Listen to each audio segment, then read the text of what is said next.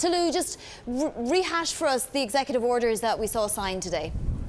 Yeah, we saw the new president, Donald Trump, sign 3 executive orders. The first one was basically repealing the TPP, getting the U.S. to withdraw from that agreement.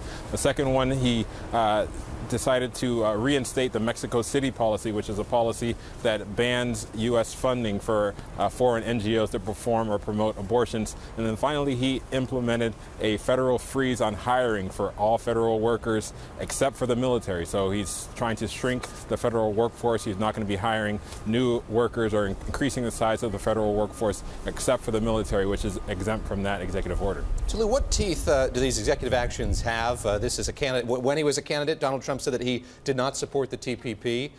Is this more symbolic than anything else?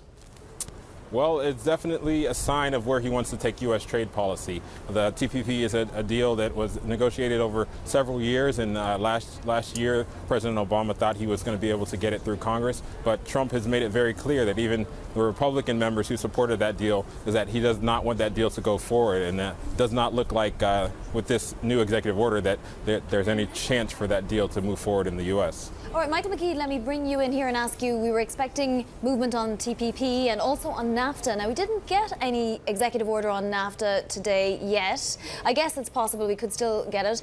But if we don't, does that mean that perhaps there's a renegotiation of the renegotiation? We know that Jared Kushner is going to Canada tomorrow. Yeah, I would doubt it. I think what it is that the Trump administration has been engaged in an internal debate about how many executive orders to put out in a day. They want to stretch it out. There's no reason they had to announce it today. You're right. Jared Kushner is going to meet with the Trudeau cabinet up in Calgary tomorrow to talk about this, which sort of tells you it's coming. They are going to demand a renegotiation of the deal. The interesting thing is, what are they going to expect to get out of it? That's what we haven't heard yet from the Trump administration. He is meeting with the Mexican president, Peña Nieto, next week, so maybe we'll get some further clarity on that before then, maybe when he does sign such an executive order. Now, a couple of days have elapsed since he signed his first executive order centering on the Affordable Care Act. There was some confusion about what, in fact, those executive orders would do. The first was one that was similar to one that President Obama had signed about streamlining regulations. How about the second one? What do we know about that now?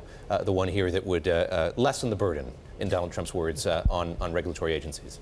Well, there's a couple of things he wants to be able to do here. The regulatory agencies have some discretion in what they can do, and he wants to be able to give them the possibility to undermine these other laws as much as it says, as much as permissible by law, while they wait to see how they're going to handle the Affordable Care Act. They can repeal the whole thing, but they don't have anything to replace it with at this point that they've agreed on.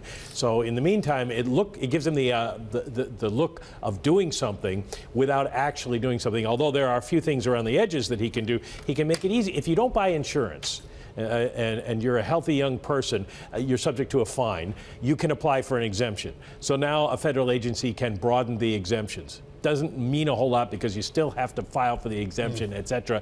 Takes a while, so you still have to pay up front. So it's more symbolic than anything else.